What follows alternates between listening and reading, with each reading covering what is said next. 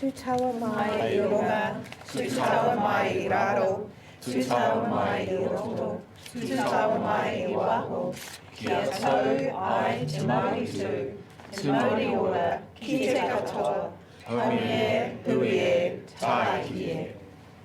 Thank you. A reminder to everybody that this is being live streamed and it will be available on our Council Facebook page, so welcome to those of you who are watching from home. Are there any apologies? Councillor Brown? Councillor Brown and Councillor Wright. Two apologies. Would somebody like to move the apologies for Councillor Brown and Councillor Wright? Moved Councillor Mawson, seconded Councillor Tapine. All those in favour, please say aye. Aye. All those against say no. Are there any, that's carried, are there any conflicts of interest?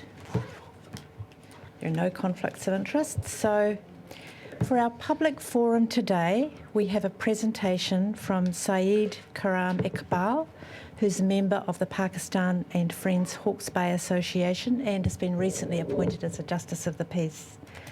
Syed and Mohammed Naeem have asked to speak to us on the recent meeting in Christchurch that they attended on countering terrorism and violent extremism, which was on the 15th to the 16th of June.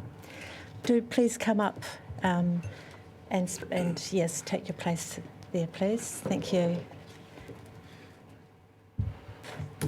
Assalamu alaikum.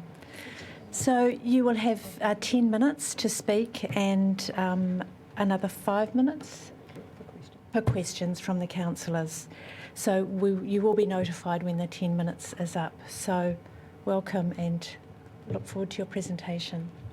Kia ora everyone, Assalamu alaikum. I'm Syed Karam Iqbal, as introduced by Maxine Book, and I represented the Royal Federation Advisory Board in Christchurch as a member of the Federation of the Islamic Association of the New Zealand, that is FAIANZ. I have a multiple representation in the Hawke's Bay, and I was the only one person from the Hawke's Bay who was the member of the Royal Commission Advisory Board. So I attend this hui when at Takura, New Zealand hui on the countering terrorism and violent extremism. So it's a debrief session that what was discussed was the question and what are the observations observed over there and what was the feedback. Next, Tina Kotokatua, greeting to you all. Thank you for the invitation. The Hui delivered one of the recommendations from the report of the Royal Commission of Inquiry into the terrorist attack on Christchurch on 15 March 2019. The Yuwana Takura, a country at peace, look at how we can all contribute to making our country more inclusive and safe. It will be an annual hui promoting public conversation, understanding, and research on radicalization. It will keep looking at ways to challenge hate-motivated extremist ideologies and to discuss priorities to address issues of terrorism and violent extremism. The inaugural hui bring together community, civil society, academic, the private sector and government to listen, share, and learn both knowledge and experiences. We went there to acknowledge the Shahada, the martyr, their families, and the survivors, and to honor them by collectively finding ways to strengthen our national security. Approximately 300 people have given their time to contribute to the event and share their experience and expertise from the different parts of the society and different communities.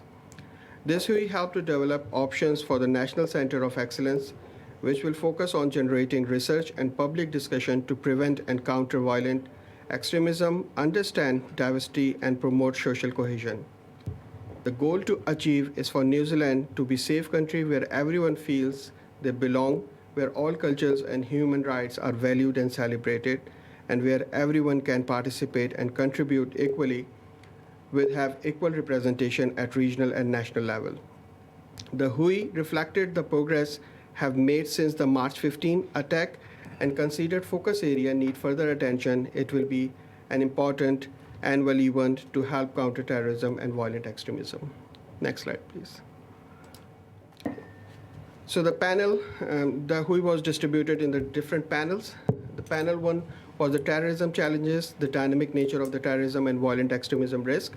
This panel discussed the valuation of New Zealand terrorism and violent extremism risk in a global context, looking at changing the trend over time, examine the impact of the trend, and look to the national and international environment to identify current and emerging challenges for the New Zealand. Session discussed a few questions. The first question was, what is the nature of the risk in New Zealand and what we have the shift been in the recent years? Question number 2 was, what are we seeing internationally that is a cause for the concern? To what extent are the international trend and issues are being reflected here? The third and the last question for particular panel was, what new aspects are now beginning to emerge and what are the next form of terrorism and violent extremism that we might see here? What do we need to prepare for? And the panelist was the combination of the Massey University Security Intelligence Services of New Zealand, and New Zealand Police and the University of Auckland. Next slide, please.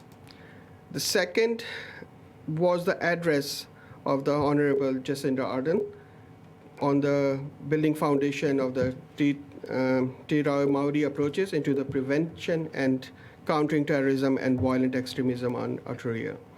The speaker presented the Maori opportunities to see the world through the lens of the world of Maori and unique opportunities to build approaches to how we mitigate alienization and polarization that leads to the extremism and seek build cohesion, connection, and peace for future generation. How can we enable Te Ao Maori approach to listen, heal, build, trust, and create safe space to hold difficult ideas in balance? List activity challenges idea of hate and ideologies of the extremism. Next slide, please. The second panel was addressing the cause, how we can embracing community and diversity focused approaches to contribute in preventing and countering violent extremism. The panel was the combination of the different university and the Jewish Council. The panel looked at the underlying cause of the terrorism and violent extremism of all kind in our society, as well as how individual journey down pathways to radicalization across the range of the ideologies. 3 questions were discussed over there. The first question was, what are the protective factors? That means some people are more resilient to extremist ideologies. How can communities, civil society, and government work together to grow these protective factors? Second question was, what role do experiences and perception of injustice, inequality, diversity, and inclusion play in individual radicalization? The third question was, how can a strong and resilient community and reduce and challenge extremism where it may emerge? Which raised to another question, that how does Aotearoa New Zealand approach engage with both biculture underpinning and how our multicultural reality and future? Next slide, please. The third panel, which was based on the media, Ansett Herald stuff, and University and Radio New Zealand. So the topic was the role of media building cultural understanding and countering violent extremism.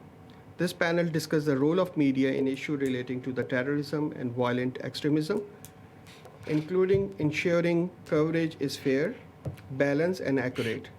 It's also examined the portrayal of minority faith and ethnic communities in recent years and the impact of that on members of those communities. The question discussed in this panel is, how do you view the role and responsibility and media when discussing and covering issues relating to terrorism and violent extremism? The second question was, media signed a plea related to their content for the trial of the March 15 terrorist.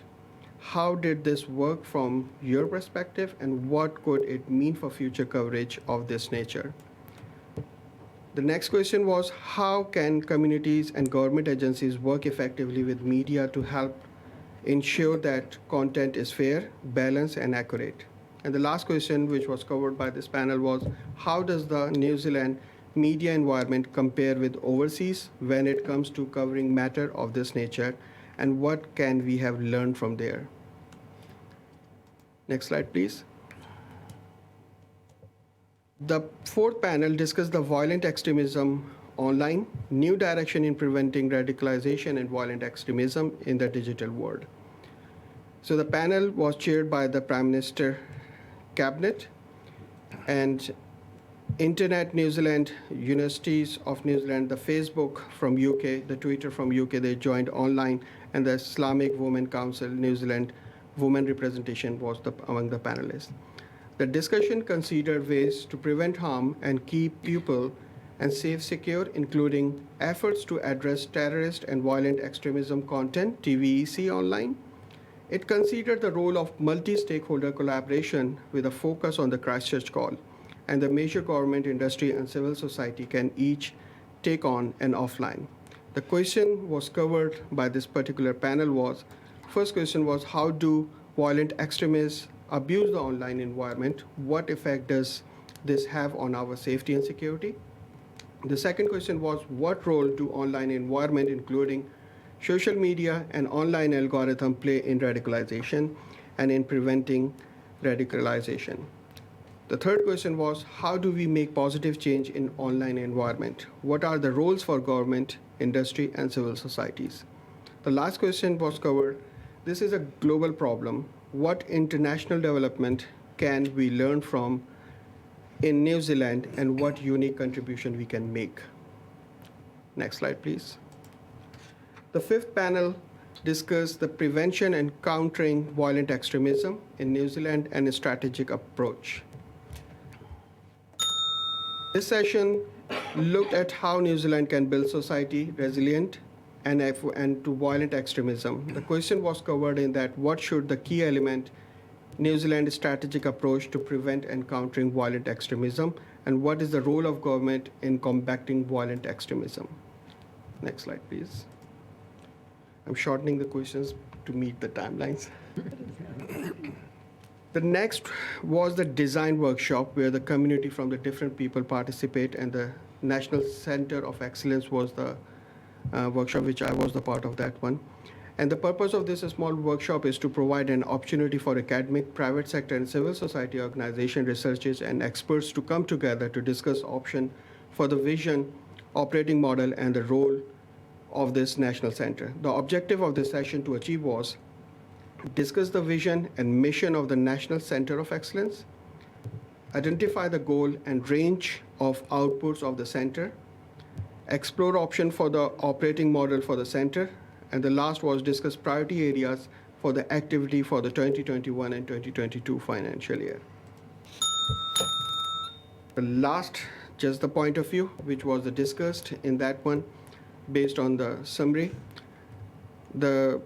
Based on the community intelligence, this feedback, the point of view are there. So hate speech, after the clear identification of the definition of the hate speech should become the part crime act offense with harsher penalties under the government proposal, but with a clear in and outs identification of that one. Second was accuracy of regional Muslim population to consider for equal opportunity and representation. It was discussed with New Zealand stats by panel, including I was among the panel, that the statistics of the Muslims, if I talk related to the Hawke's Bay, is not up to date. The population of the Muslims in Napier and Hastings is equally, as of on the ground realities, is equal with the other populations with them. So we want to have the equal representation and the contribution in the society where it is possible and justifiable. The last point was regional multicultural strategy to support and balance the diversity of the people and equally.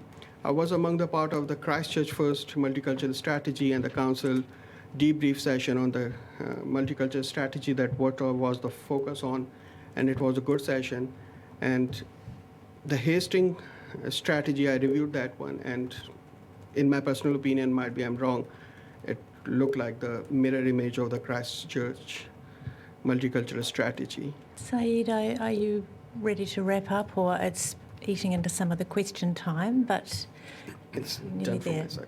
Oh, cool. Thank you very much. And thank you for mentioning the multicultural strategy to Hastings and Christchurch, and we are also going to be working towards developing one as well.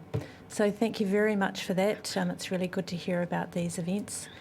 Has anybody got any questions for Saeed?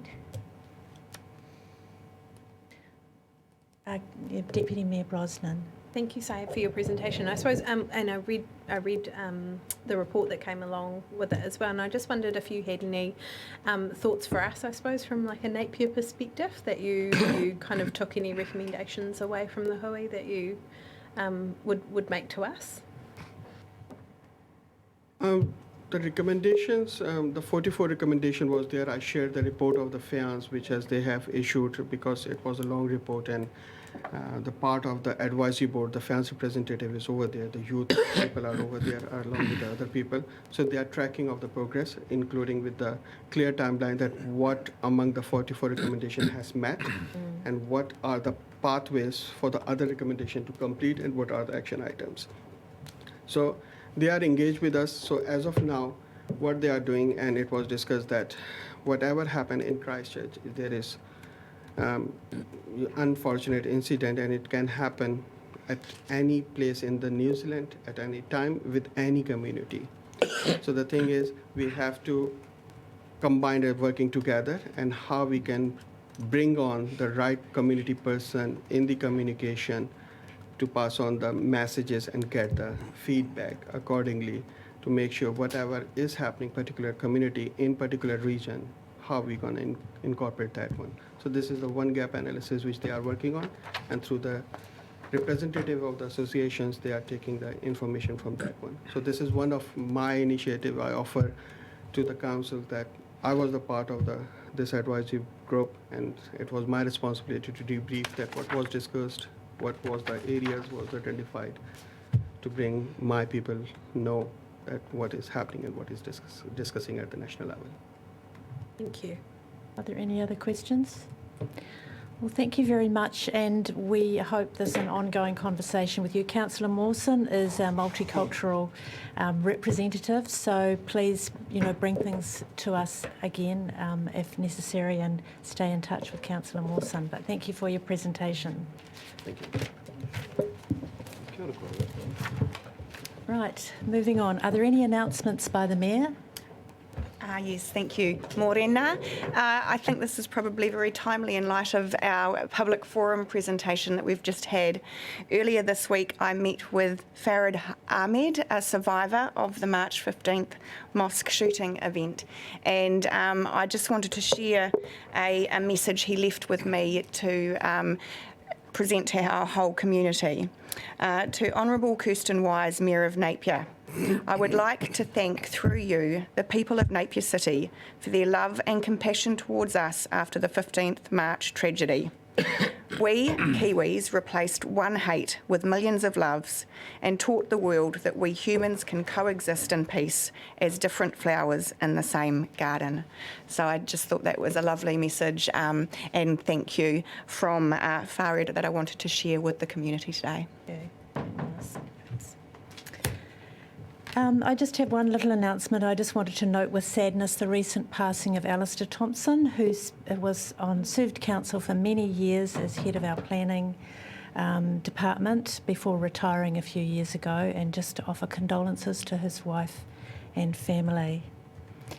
Are there any minor matters not on the agenda? Councillor Crown. Thank you, through the Chair. Just would like to discuss our People's Panel. Thank you. Thank you. Note that. Are there any announcements by management? Okay.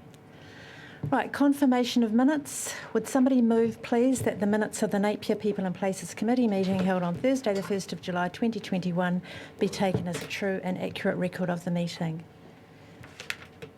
Moved Councillor Crystal, seconded Councillor Taylor. All those in favour say aye. Aye. All those against say no. That's carried.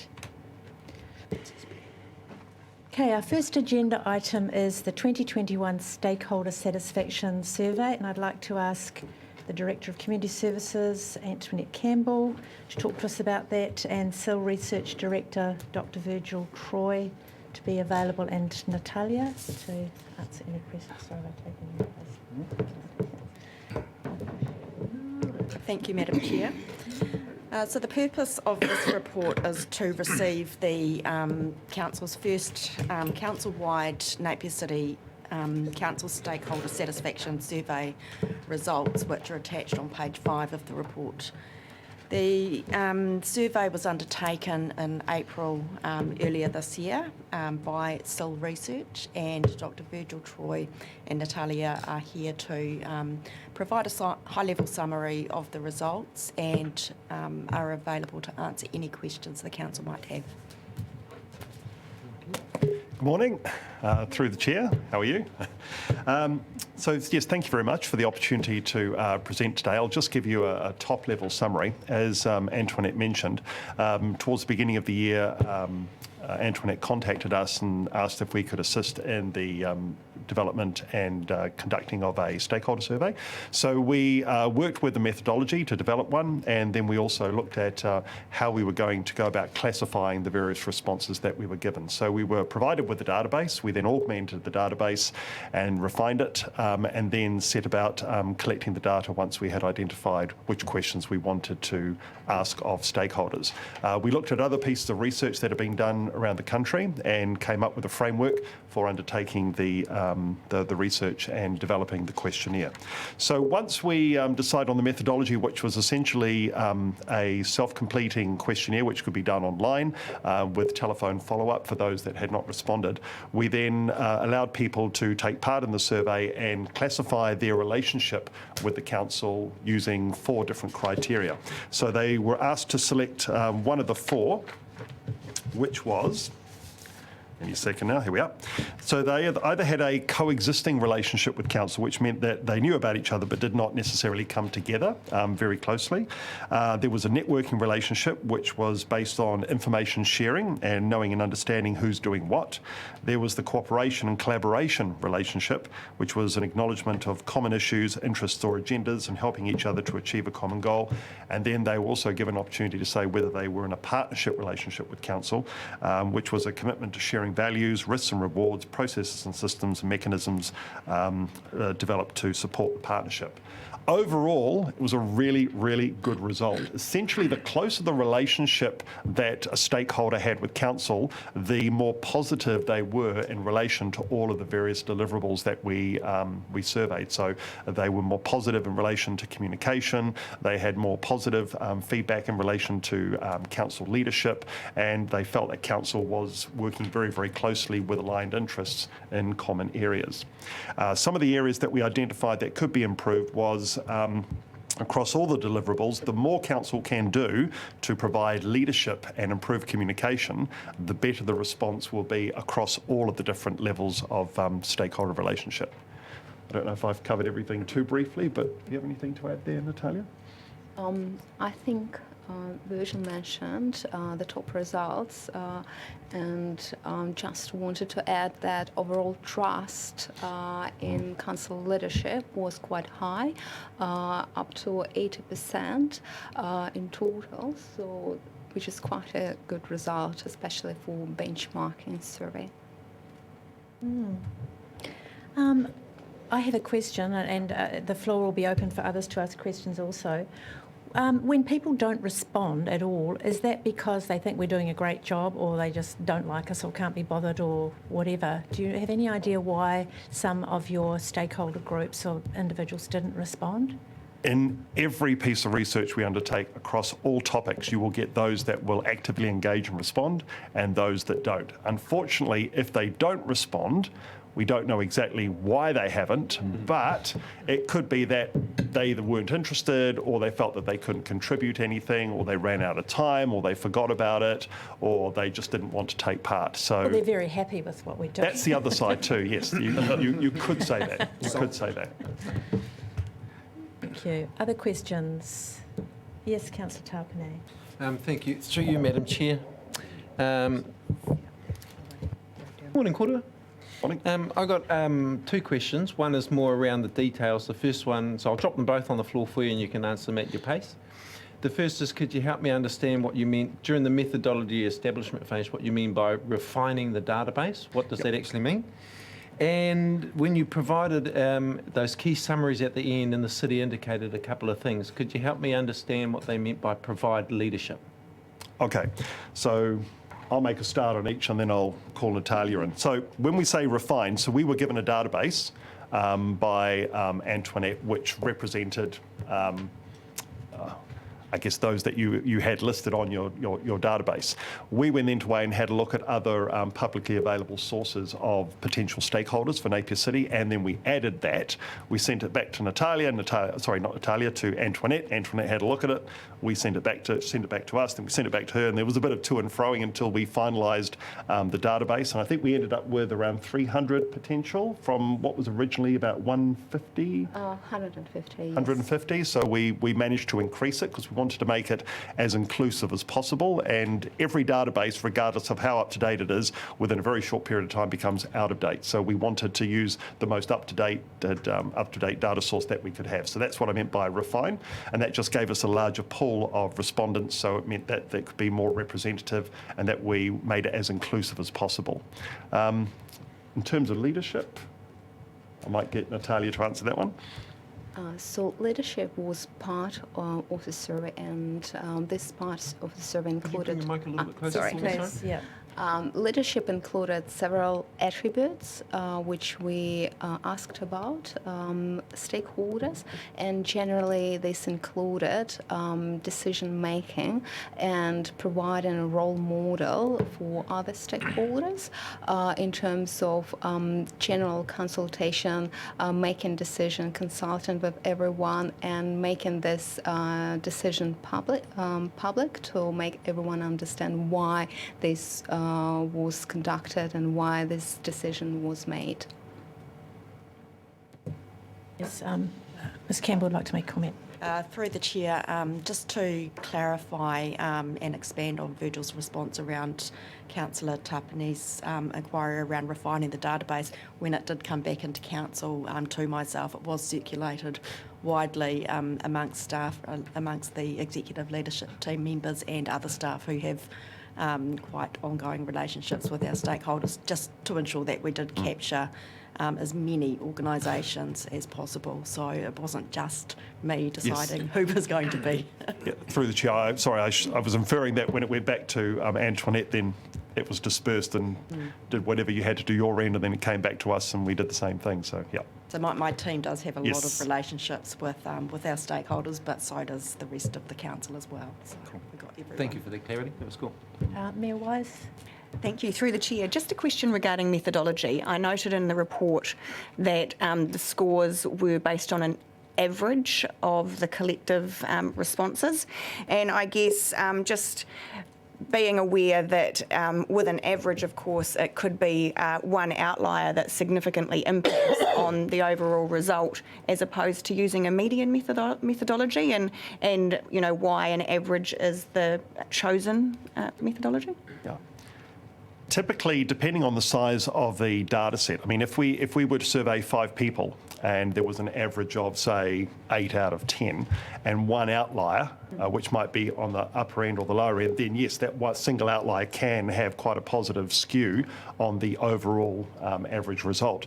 But typically when we're looking at data sets of 150, it means that if you do have 1 or maybe 2 outliers, which are well and truly extremist on either ends of the scale, then it doesn't necessarily pull down or lift up that overall score. But in terms of the statistics of averages versus median, would you like to cover that one? Thank you for your question. For this purpose, specifically, we provided 2 measures. One is a mean and one is an actual aggregated satisfaction score. So satisfaction score combined all the ratings on the positive side of the scale, so 6 and above, and represented the percentage of respondents who felt they agree to a certain extent with each of the statement. Mean score is a more balanced one because it includes all the ratings provided. For example, it shows sometimes if people are more neutral in their satisfaction, or towards positive end or towards negative end. So it incorporates all the ratings that's been provided, not excluding negative and just including positive. That's why we included this measure for the report. Thank you. Thank you. Councillor Simpson? Through you, Madam Chair, I have a number of questions, all polite. The first around, I'm surprised that it's only 300 stakeholders we have, but my question related to that is 199 stakeholder organisations participate in the survey. 54 of those were determined to be ineligible. Can you explain that? Thank you for your question. Yes, we invited everyone to participate. Unfortunately, sometimes people don't feel the survey to the end, so sometimes they just drop out in the middle of the survey and not provide all the answers. So we deem it as incomplete and we can't use it as a full response. So only completed questionnaires were used in the analysis. Sometimes there were duplicate responses, so one organization could submit 2 responses. Sometimes the first might be incomplete or didn't provide enough insight, so they completed for the second time, providing more details. So we always use the last one completed. And another category was stakeholders who didn't recognize any relationship with the council. That's why they couldn't rate any attributes in the survey. They mostly stated not applicable because they haven't had any active communication or knowledge sharing or other type of relationship. Okay. If I can carry on, please, Madam Chair.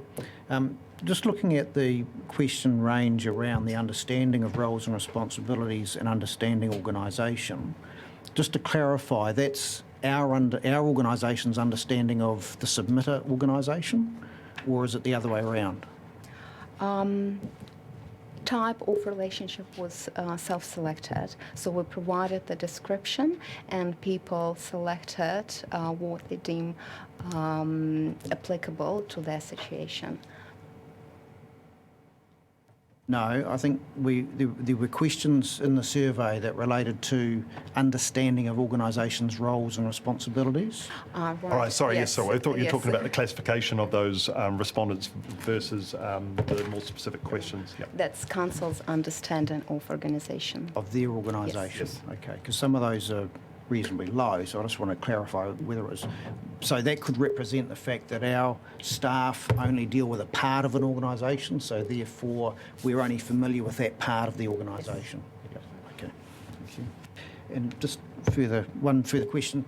In your analysis, because I think it's a great initiative, I think it's really important that we understand how particular people that deal directly with our organisation feel about our capability, capacity and response. When you did your analysis, are you able to compare these results with other local governments? I'll let you. We tried to. Unfortunately, a lot of stakeholder surveys were done a few years ago. So we found studies conducted by Nelson City Council and other councils around the country, but they're all from 2011, 2013, which is quite old to compare to, even anecdotally. That's why we excluded this from comparison. Thank you. But wherever possible, if we can find some kind of national average or national comparison or comparison with similar or type organisations, then we do that. I think we've got a couple of references in there in terms of a couple of other studies that have been done, but yeah. Yeah, there was broad reference to public service, yeah. Yep. Thank you. This is the first time this particular type of research has been done here, I understand that. Were there any learnings, any changes that you want to make next time? I assume, is it going to be an annual survey? And will there be, did you pick up anything that needed to be changed or included next year? Well, we haven't discussed any kind of frequency or repetition, Okay. but we'd obviously be happy to do that. But in terms of methodology, I think that whenever we develop a piece of research like this, then go back and review it, we always have a look at what could have been learned. I mean, obviously, you mentioned that you were surprised that there were only 300 organisations. There may have been more, and if in undertaking another piece of research, it would be good to look at expanding that. And I think in terms of organisations, I mean, that can be maybe 1 or 2 people who's might use a facility or something along those lines.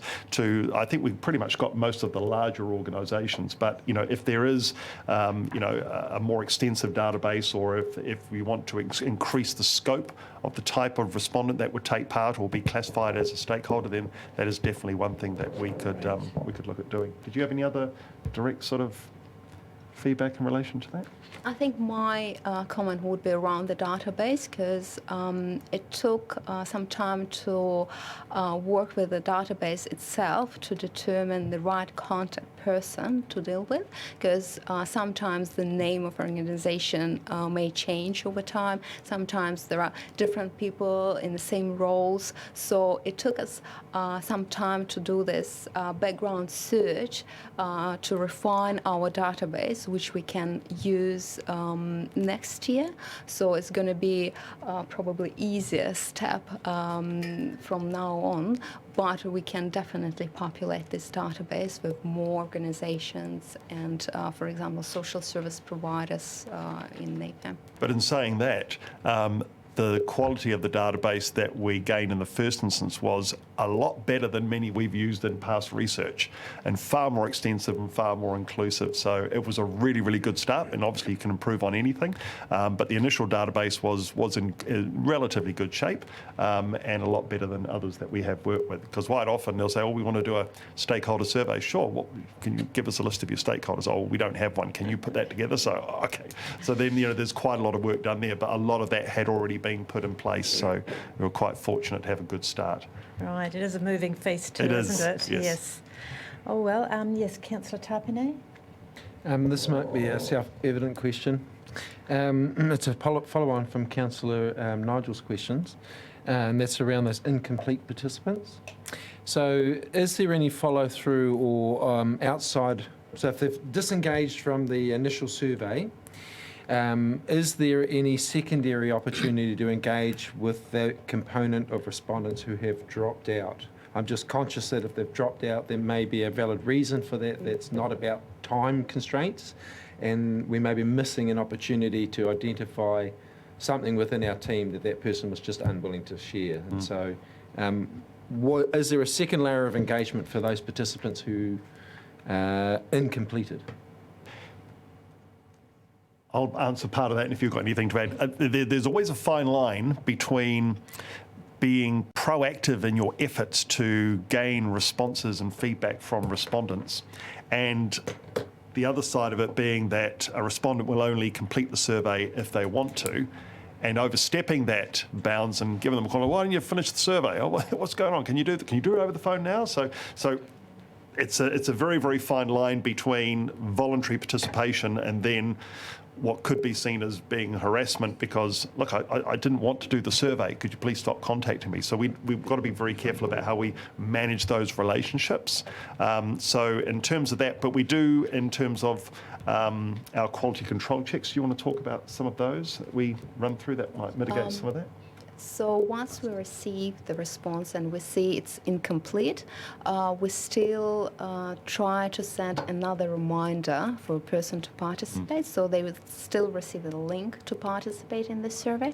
And another step is a telephone follow-up. So we try to follow up with people to participate in the survey, either to send the link using other methods, for example, different email address or cell phone number, or participate straight away with one of our interviewers. So we do make every possible effort, but try not to extend it to the point of harassment because then you don't get uptake, and surveys are voluntary and we can't, hopefully that explains that. Thank you very much, Guy. Thank you, Madam Chair. If there are no further... Councillor Simpson? Sorry, Madam Chair, but no, full of questions. Possibly these questions are more appropriately directed to staff. Looking through the survey on page 14, it refers to their receipt of newsletters, flyers, receipt of e-newsletters. And I'm just wondering, when we look at the percentage of return on investment there, whether we need to actually look at that as an organisation as to whether our capacity and energy is being well used. And I don't know how we would look at that. But I think there's an opportunity there for us to consider whether we're actually spending our resource in the right space, if that's the return that we're getting on that investment. Through the chair, we'll take that on board. I think the data and what it says is really useful to inform our communication practices going forward, and yeah, that's a valid point. We should look at that. And finally, Madam Chair, my last question is related to trust. My interpretation of the engagement is that these are organisations that we work with regularly, I assume, or occasionally. I was a little bit disappointed by the outcomes under the trust and confidence area, and I think that's again an area that we as an organisation need to probably look a little bit more closely at. We've got quite a lot, in other words 43% is the highest rating in that environment, which is less than half. And I think we need to really look at how, you know, the relationships we're building and what is causing the mistrust. I think the purpose of the survey is to help us move forward in a more positive, proactive way with all these different indicators. So I'm sure the staff will be looking hard at issues that are raised and areas that we can work harder in. So if there are no further questions, could I have a mover and a seconder for the officer's recommendation that Napier People and Places Committee note the results of the 2021 Napier City Council Stakeholder Satisfaction Survey? Mayor Wise, Councillor Crown, any further discussion? Oh, just to say that I'm really pleased that we've taken the initiative to actually undertake our first stakeholder survey, and I think that it will certainly allow us to identify the areas that we need to focus on in the future in terms of establishing effective working and strategic relationships with our key stakeholders. So it's great to have had this piece of work done. Councillor Crown, any other? No. All right. All those in favour say aye. Aye. All those against say no. Thank you very much for your presentation. Thank you.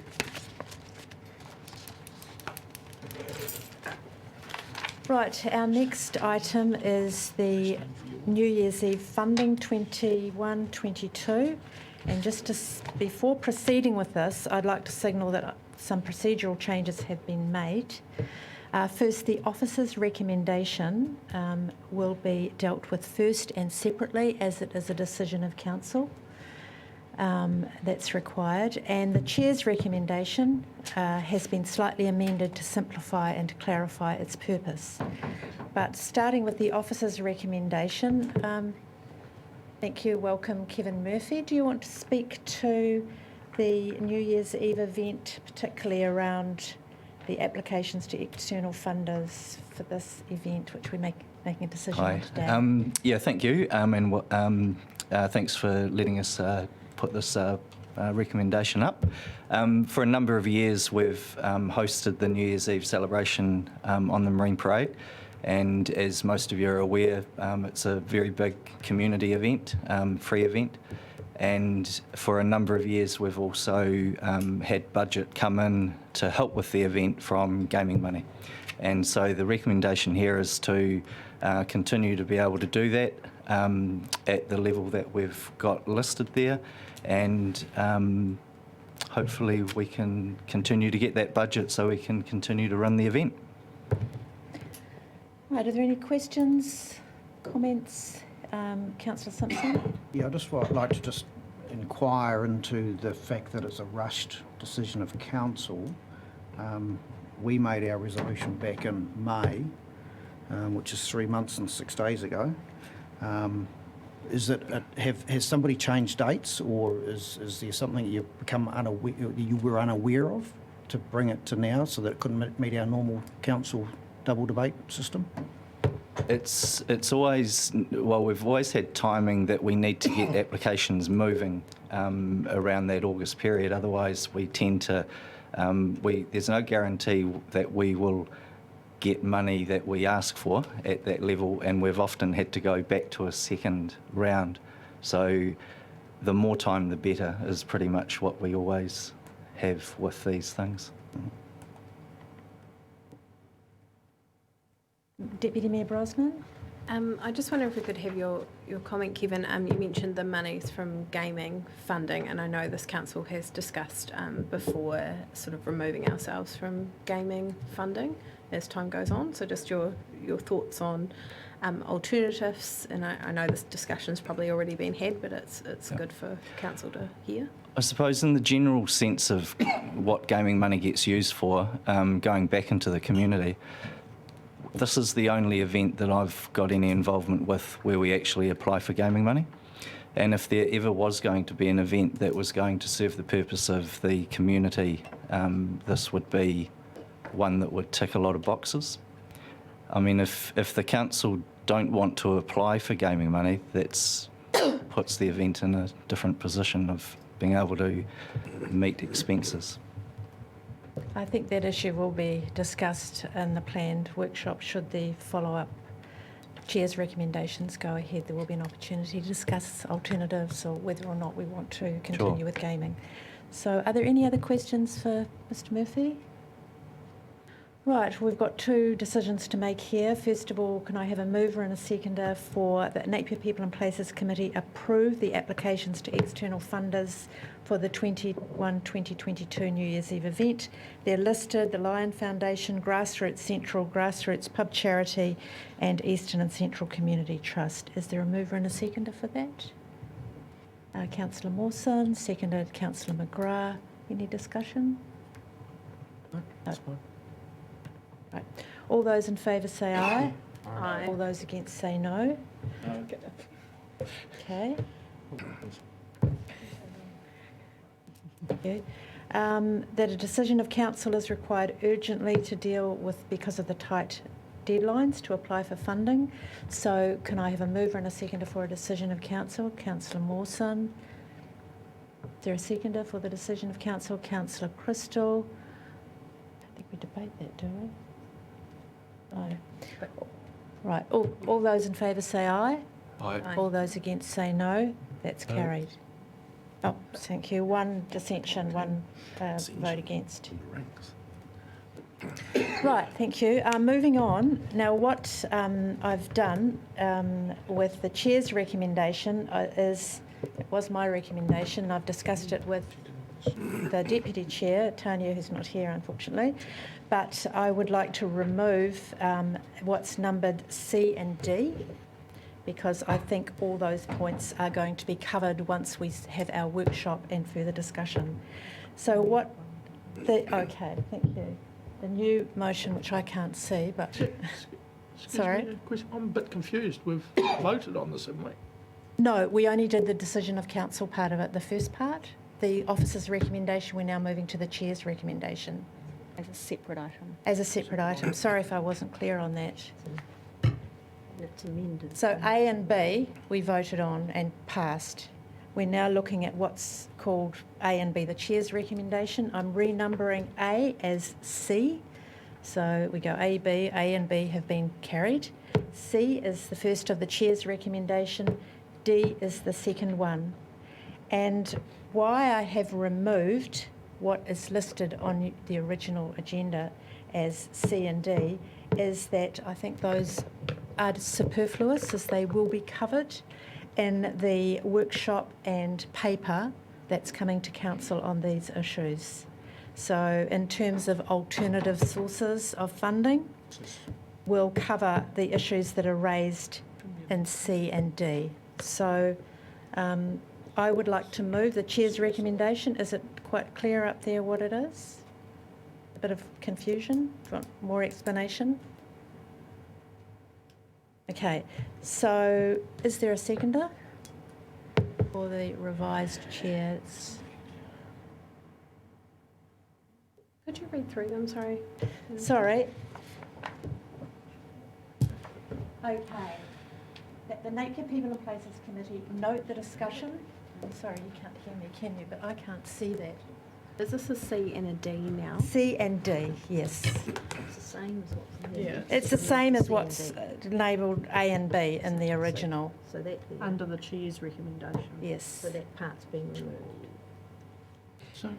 So this is the follow-up really from the minor matters, which was minuted from the future Napier committee meeting on the 6th of May, so it's a follow-up, and that recommendation is attached. And for those of you who are listening or watching, the meeting, this is the 6th of May, agreed that staff be requested to prepare a paper and workshop including how much council has received from gaming grants in the last 10 years to provide an opportunity to explore whether or not council wish to continue applying for this funding, and also to include where alternative sources of funding could be applied from.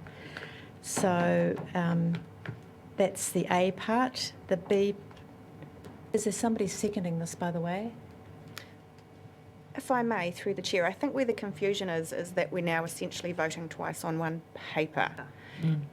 Whereas... And on two quite separate issues, yeah. to be honest. So I think that's where the hesitation is coming from. And procedurally, I would actually like to have some advice from governance, because I would have thought that the chair's recommendation would either have needed to be incorporated in the officer's recommendation to form a whole new recommendation for us to vote on, or alternatively, this chair's recommendation would have had to come back to us as a separate paper. Through the chair, could it be done as an action item? It's better to be as part of your resolution to make sure that it is followed through on. There's a trail. It's part of your resolution. It hasn't been action. Actions to happen. Box breakfast. Through the chair, my understanding was because it was raised as a minor matter, it didn't generate an action at the previous meeting.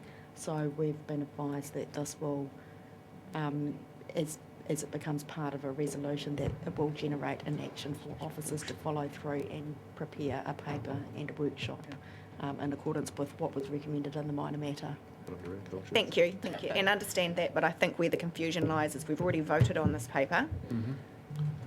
I don't believe we can vote twice. So is there an opportunity for us to amend what we've already voted on and to create one resolution as opposed to two separate resolutions from one paper? Previous papers, you have split resolutions previously and voted on separate parts. Was a decision of council? Yeah, there was a decision of council in the first part. There's no decision of council in the second part. That's why I separated them. The decision of council has to be voted on separately. So you vote to say you're going to make a decision of council, and then you vote on the decision of council. Which we did debate. Yeah, I'm sorry, Madam Mayor. Look, the way the paper was drafted creates confusion because we're talking about two completely separate items. One, we should have actually discussed probably before we made our decision of council, because that actually sets the precedent. And I think that's where the confusion is, because nobody actually knows what we're actually voting on. The decision of council was about whether or not we're asking staff to go ahead and approve, we've approved applying for gaming grants for this particular, and it's saying that's going to go ahead. The other two, the chair's recommendation, are picking up the recommendation that came from the minor matters, which will be, it will not affect the decision of council we've made. It's quite separate. Yeah, I think it should have been two separate papers. Yeah. So could I have some advice from somebody on what to do with this? Do we just... Draw the chair's I did recommendation. inform governance about this. They helped me with devising this particular amendment. This is the deputy mayor thing. She should be onto this. Yeah, we had discussed it. Draw the chair's recommendation. Trying to say something. I know. This was what the governance, your head of governance said was the way to do it. Because the chair's recommendation has come in separately People on the from the table. officers. I think In previous trienniums, we have had officers' recommendations and chairs. But we end up voting for one or the other. Deputy Mayor. Through you, Madam Chair, I acknowledge the conversation that's happened with councillors, and I think what's happened here, there's nothing procedurally that's wrong, and you're within your rights as the chair to put a chair's recommendation. I think the confusion has lied that we probably should have discussed both before we voted separately on the recommendations, if you know what I mean. So we'll take your lead. It is entirely appropriate if you would like to put your chair's recommendation moved, and as the chair of future Napier, I would be happy to second your chair's recommendation. I think it's it's appropriate that it be voted on, and I appreciate that there is procedural issues with trying to find space in our agendas for actions arising from minor matters, which again lays a level of complication over getting these things onto a paper. So appreciate that, and would be, as the chair of future Napier, happy to second your chair's recommendation. Hi, just in answer to the Deputy Mayor's comments, item C in your recommendation could affect your decision from the previous that's been moved. C's been removed. Been deleted. Yeah, there's an extra level of complication that it's been revised on the board. I'm trying to read what I've got here, but I just think it's part and parcel and should be debated fully. Well, could I respond to that? Because in what's up there, D, we ask that the workshop and paper cover alternative sources of funding which council could utilise, and I believe that is covering what's also in C and D, basically. It's condensing it into one recommendation. So I mean, the same thing is if a result came out from the alternative source of funding, that could make a difference on whether we okayed this year. Through you, Madam Chair, in response to that, I'm not sure we would backdate any decision we made.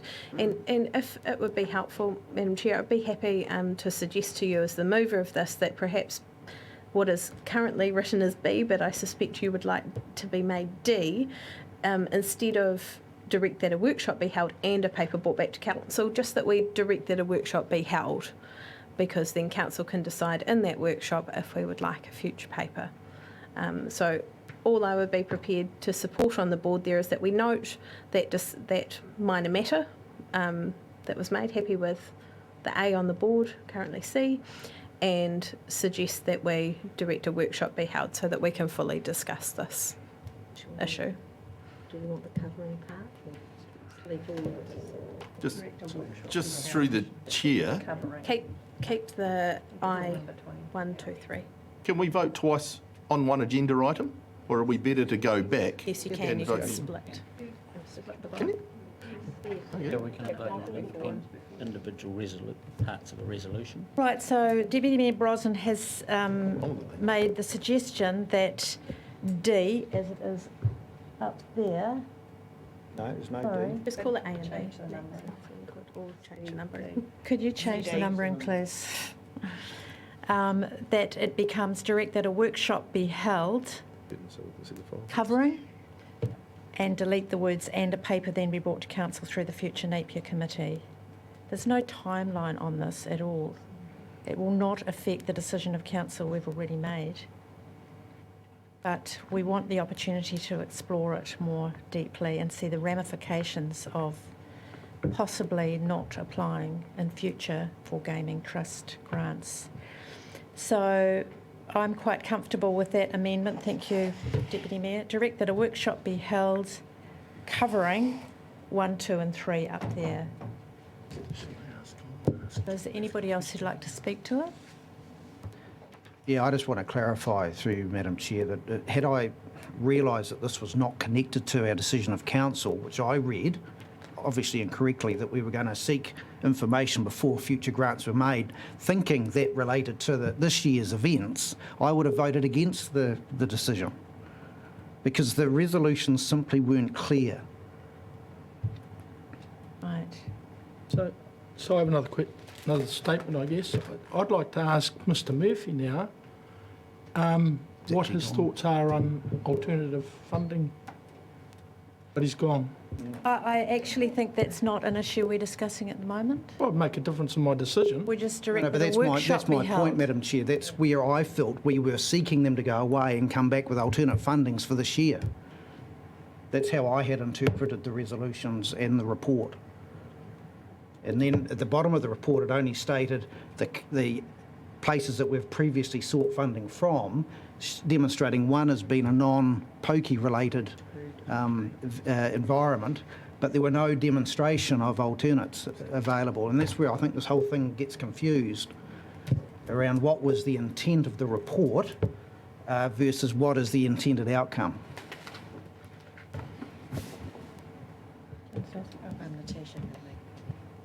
Thank you, Ms Napier. Kia ora everyone, through the chair. Just maybe be a bit helpful with some information that we do have currently. I know this is kind of outside the procedural discussion that you're having, but in Mr Murphy's absence, to answer your question potentially, Councillor Price, an event such as this is very difficult to attract external funding for. One-off events, we do find it hard to attract funding, and we have been very successful with the Gaming Trust funding applications in the past. However, I'd just like to point out that pretty much this is the only project or event that we apply for Gaming Trust funding on a regular basis, and we've attracted in the last 2 years $25,000 per annum for that event. So that might just give a bit of context around the nature and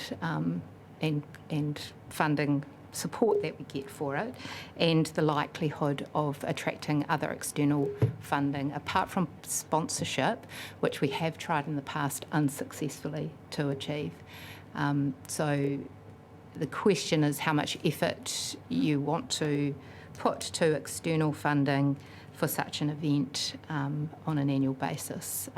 So another option is to fund this through council funds in the future. But I think that's something that we would discuss more fully in a workshop and be able to provide a little bit more longer history around the Gaming Trust funding that we have applied for and achieved. And generally it's for this regular event or occasionally one-off projects.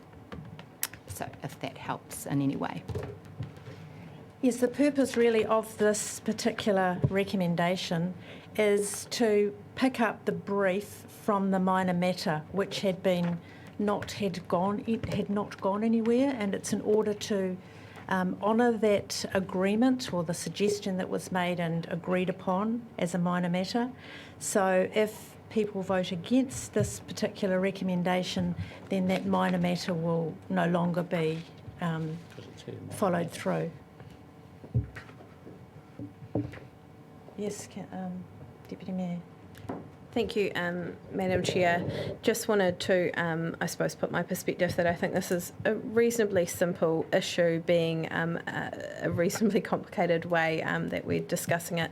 So in my mind, we had, just through reading the paper, a very limited amount of time to make a decision on a funding for the up-and-coming New Year's Eve round through our Gaming Trust funding. It's not something that we have currently budgeted, so left council with very little opportunity to fund through other means, and we're acknowledging in doing this that this may be something we're not looking at doing in future and would like to discuss that through a workshop. And in my mind, that's as simple as the two separate parts of the resolution are. The first ones that we voted on were around acknowledging that we will make the application for this year, and we will do that with haste with a decision of council, and the second, through your recommendation, that we discuss how we do that in future informally through a workshop. So happy to support both of those concepts.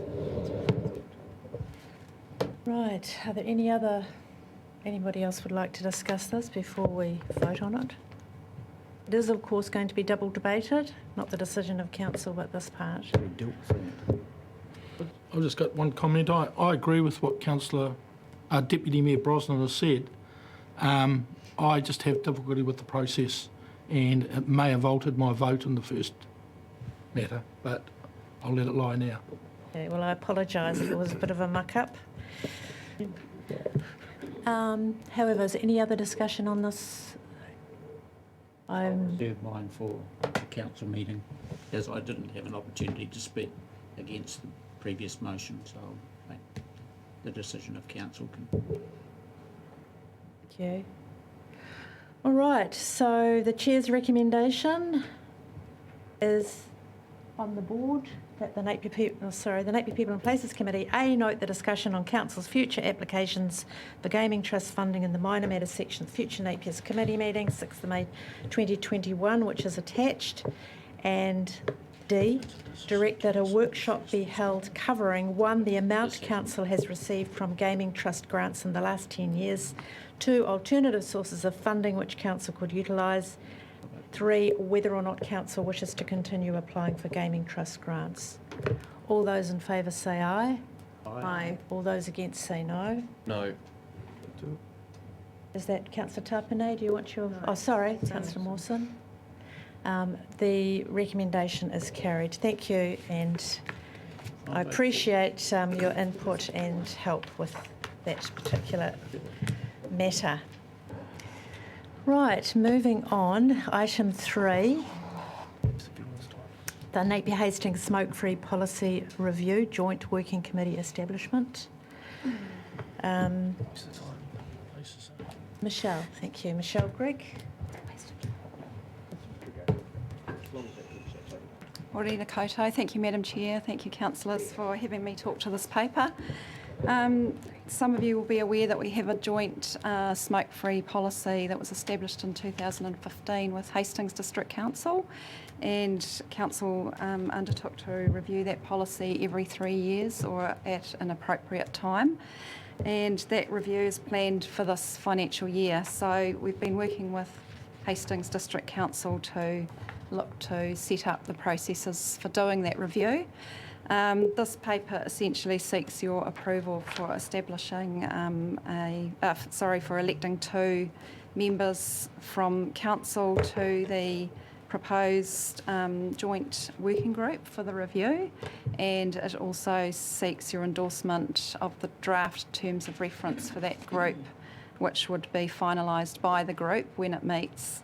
So Mayor Wise has recommended Deputy Mayor Brosnan and Chair of Napier People and Places Committee, Councillor Bogue, as Napier representatives to the working group. You'll see in the paper the purpose of the working group is to essentially provide advice to council officers around the direction for drafting a revised smoke-free policy. Secondly, to hear and consider feedback once that goes out for consultation to both communities. And thirdly, to provide recommendations back to wider council on the content of the revised draft policy. Happy to take any questions. Councillor Simpson. Yes, through you, Madam Chair. Just a query for probably everybody's information is, does this policy include SMART objectives? As in measurable, time-bound. It does have a monitoring component. And yes. Through you, Madam Chair, and do we get a report back on the effectiveness of this policy and its benefits? Through the Chair, we will, as part of the review, be looking at changes that have happened over time in the population around smoking and vaping, and use that to inform the next step for reviewing the policy. So yes, that will be definitely part of the work that we do to inform a revised policy. And perhaps we need to add those as expectations, Madam Chair, because no point having a policy if we're not going to get some positive feedback and recognisable results. Are you making an amendment or a suggestion It's just a suggestion that perhaps yourself and Deputy Mayor, when you're on that committee, you could see that SMART objectives and reporting is included in the expectations. Thank you. I think that's a good idea. Good.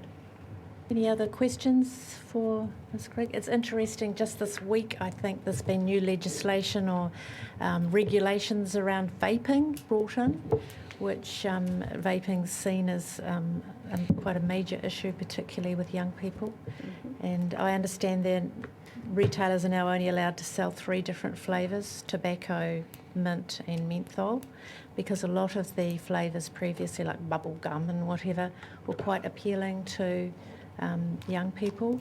And there is, of course, the restriction of people over the age of 18 only can buy vaping products as well. So there's all sorts of new things happening there, and it will be quite interesting to get together with Hastings District Council and see how we can take those into consideration, and your concerns too, Councillor Simpson. Any other questions? Right, is there a, thank you, oh sorry. And I'm happy to move. All right, did you have a question, Councillor Price? No, I'm just doing my screen. I'll get you one if you want one. Is there a seconder then for I'll the second. recommendation? I'll second. Okay, so the recommendation is that Napier People and Places Committee approve Deputy Mayor Brosnan and Chair of the Napier People and Places Committee, Councillor Bogue, and as Napier City Council's representatives on the joint smoke-free policy review working group with Hastings District Council, and that we endorse the draft terms of reference for the joint smoke-free policy review working group. All those, does anybody do you want to say anything? Sure, I'd just like to say I can't think of two better councillors to be on that committee for us. Thank you. All right, all those in favour say aye. All those against say no. Thank you, carried. So, minor matters not on the agenda. Councillor Crown. Thank you, Madam Chair. I noticed that on our agenda, with the Stakeholder Survey and in our next meeting as well, that we have a lot about external opinion and feedback, and it led me to think about our People's Panel that I know is a part of Council, and I was wondering if we could have an update from our staff as to what that currently looks like and how that might be being utilised. Thank you, Ms Mackey. Kia ora anō. Through the chair, thank you for raising this, Sally. So some time ago, actually, in the last long-term plan round, the one that before the one we've just done, there was an idea that we would like to establish a database of people who could give us kind of quite an immediate informal feedback, so that we could check the pulse a little bit in our community about some matters that might be arising or trends that might be happening, and this would be a quick way of getting a little bit of feedback, and also to test some ideas before they're fully formed or go through the council processes. So initially, we had quite a good success in terms of recruiting people for that database through the LTP at the time, with around 300 people registering. But we did notice that those 300 people didn't really reflect the numbers that we wanted, to give us a good indication of when we were asking questions, but also what reflection of demographics in Napier community that would have. And we felt that if we did a bit more of a push, we might be able to get a better reflection of our community on the People's Panel, so that we could better utilise that data that we get through. So this year, one of the team has done some work around further recruitment, and also our comms team have supported that through some of the work through the Facebook, and utilising our last long-term plan as another opportunity to push out this for the community. So just in terms of where it's at now, we have 594 members on the database, excuse me, with a gender split that is reflective of the community, but we've got a bit more work to do around age and ethnicity. We're a bit underrepresented in the under 25-year-olds and a little bit overrepresented in the 50 to 84-year-olds. So obviously it's more it's more appreciative by that older age group. And in terms of ethnicity, a little bit underrepresented from Māori and Pacific. So that gives us a bit of a clue about how we might need to promote this further. Just in terms of what we use it for, we kind of call it the informal mechanism for pre-engagement, and I know that probably you know what that means. It's really a checking the pulse kind of approach. So we've asked a couple of questions of the People's Panel. One was, you may recall, I think it was last summer, when there were some safety concerns about people bombing into the Pandora, or the inner harbour actually, by the fishing club. So we asked the People's Panel whether there should be a place for people to do that, similar to what Wellington has, and if so, where. And we provided that information back through to the officers who were working on that. Recently, very recently in fact, we asked what icon or icons you think best represent Napier, and this little question is quite pertinent to the district plan review, so we'll be providing that information back through that process. If you're interested in the results so far, Art Deco, number 1, 2, Pania, and 3, Marine Parade are the top ones. So it's not scientific, it's not something that you might hold up for huge scrutiny, but it is a bit of information that can help with the that sort of pre-formulation of projects and policies. Our next step with this database is to do a bit further building to make sure that we do get that reflection of demographics, and then we can also do a bit more slicing, if you like. So if we've got a project for young people, for example, we can actually target our questions to young people and get a decent number in terms of responses. So that's a bit of an update on that. And you're welcome to go and have a look. It's on the Say It Napier website, and there's just a little quick form to fill in, and we promise we won't bombard the community who sign up. It's not intended as a newsletter type approach, so it's really just to test the water. May I ask a question, Natasha? We used to, back in the day, get reports, I guess, every year or so on the overall well-being of our city in terms of economic, social, cultural, all those sorts of things. And it's not exactly the same as what you're doing, but, we have on our agendas today various surveys asking people what they think about us and stakeholders, etc. But do you know if there's any possibility of this being made available to us? I understand there's a lot of information on the Pulse, the database there, but it was very helpful for us to see how rich or poor or employed or unemployed or housed or unhoused our community was. And is this something that your department is looking at? That's a very good question through the Chair.